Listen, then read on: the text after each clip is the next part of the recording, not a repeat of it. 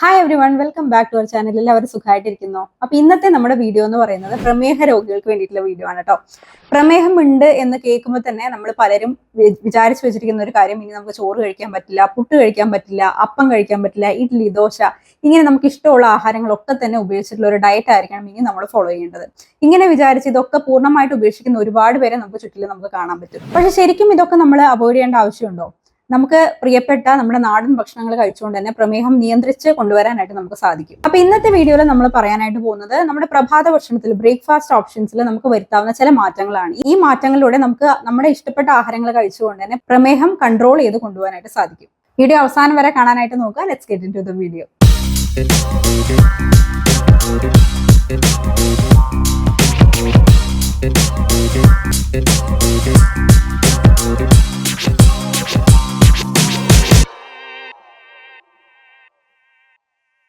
നമ്മുടെ നാട്ടിലെ ഏറ്റവും പ്രധാനപ്പെട്ട ബ്രേക്ക്ഫാസ്റ്റ് ഓപ്ഷൻസ് ആണ് ഈ പുട്ട്, അപ്പം, ദോശ, ഇഡ്ഡലി, ഇങ്ങനെയുള്ള ഐറ്റംസ് ഒക്കെ. ഇതൊക്കെ ഉണ്ടാക്കുന്നത് അരി, അതായത് വൈറ്റ് റൈസ് വെച്ചിട്ടുള്ളതാണ്.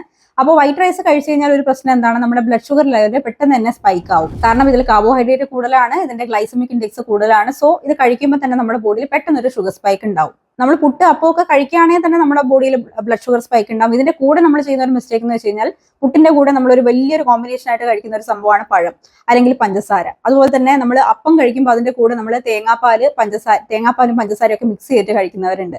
അതുപോലെ തന്നെ നൂലപ്പം കഴിക്കുമ്പോഴും ഇതുപോലെ പഞ്ചസാരയും പിന്നെ എന്താ പറയുക, തേങ്ങാപ്പാലും കൂട്ടി കഴിക്കുന്നവരുണ്ട്.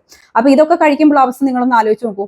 ഈ പുട്ട്, അപ്പം, ദോശ, ഇഡ്ഡലി ഇതൊന്നും അല്ല കുഴപ്പം. ഇതിന്റെ കൂടെ നമ്മൾ കഴിക്കുന്ന ആ ഒരു കോമ്പിനേഷനിൽ ചെറിയ മാറ്റങ്ങളൊക്കെ വരുത്തി കഴിഞ്ഞാൽ നമുക്ക് ഈസി ആയിട്ട് നമുക്ക് പ്രിയപ്പെട്ട ഭക്ഷണങ്ങളൊക്കെ കഴിച്ചുകൊണ്ട് തന്നെ പ്രമേഹം നിയന്ത്രിച്ച് കൊണ്ടുവരാനായിട്ട് സാധിക്കും. അതിനൊന്നാമതായിട്ട് നമ്മൾ ചെയ്യേണ്ടത്, ഞാൻ എപ്പോഴും പറയുന്നത് തന്നെയാണ്, പ്രോട്ടീൻ കൂടുതലായിട്ട് ഇൻക്ലൂഡ് ചെയ്യുക. അതായത് നമ്മളിപ്പോൾ പുട്ടിന്റെ കൂടെ പഞ്ചസാരയോ പഴമോ ഒക്കെ കഴിക്കുന്നതിന് പകരം, അല്ലെങ്കിൽ നമ്മൾ അപ്പത്തിന്റെ കൂടെ തേങ്ങാപ്പാലും പഞ്ചസാരയോ ഒക്കെ കഴിക്കുന്നതിന് പകരം പ്രോട്ടീൻ റിച്ച് ആയിട്ടുള്ള എന്തെങ്കിലും ആഹാരങ്ങൾ നിങ്ങൾ ഉൾപ്പെടുത്താനായിട്ട് നോക്കുക. അത് ചെറുപയറിന്റെ കറിയാവാം, കടലയുടെ കറിയാവാം, അല്ലെങ്കിൽ ഗ്രീൻ പീസ് ആവാം, സോയാബീൻ ആവാം, ചിക്കൻ കറി ആവാം, ഫിഷ് കറി ആവാം. അങ്ങനെ പ്രോട്ടീൻ ഇൻക്ലൂഡഡ് ആയിട്ടുള്ള അല്ലെങ്കിൽ പ്രോട്ടീൻ റിച്ച് ആയിട്ടുള്ള ആഹാരങ്ങൾ നിങ്ങളുടെ കാർബോഹൈഡ്രേറ്റിന്റെ കൂടെ നിങ്ങൾ കോമ്പിനേഷൻ ആയിട്ട് യൂസ് ചെയ്യുക. ഇത് നമ്മുടെ രക്തത്തിലെ പഞ്ചസാരയുടെ അളവ് പെട്ടെന്ന് കൂട്ടുന്ന ആ ഒരു ഷുഗർ സ്പൈക്ക് എന്ന് പറഞ്ഞിട്ടുള്ള ഒരു പ്രോസസ്സ് ഉണ്ടല്ലോ, അതിന്റെ സ്പീഡ് ഒന്ന് കുറയ്ക്കാനായിട്ട് ഹെൽപ്പ് ചെയ്യും. കാരണം ഇതിനകത്ത് ഫൈബർ ഉണ്ട്. ആ ഫൈബർ ഒരു വല പോലെയാണ്, ഇതിന് മുമ്പ് ഞാൻ പറഞ്ഞിട്ടുണ്ടായിരുന്ന ഒരു വല പോലെയാണ് പ്രവർത്തിക്കുന്നത്. പെട്ടെന്ന് തന്നെ നമ്മുടെ ബ്ലഡിലേക്ക് ഷുഗർ കലരുന്നത് അല്ലെങ്കിൽ ഷുഗർ സ്പൈക്ക് ഉണ്ടാക്കുന്നത് ഒഴിവാക്കാനായിട്ട് ഇത് ഹെൽപ്പ് ചെയ്യും. രണ്ടാമത്തെ കാര്യം, ഫൈബർ ചേർക്കുക.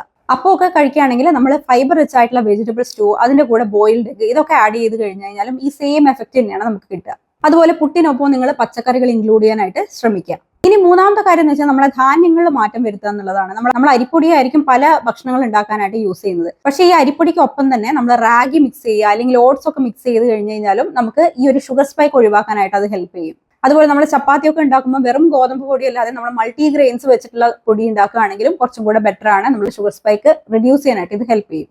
മൾട്ടിഗ്രെയിൻ ആട്ട വെച്ചിട്ടുള്ള ദോശ, മൾട്ടിഗ്രെയിൻ ആട്ട വെച്ചിട്ടുള്ള ചപ്പാത്തിയൊക്കെ നിങ്ങൾക്ക് ട്രൈ ചെയ്ത് നോക്കാവുന്നതാണ്.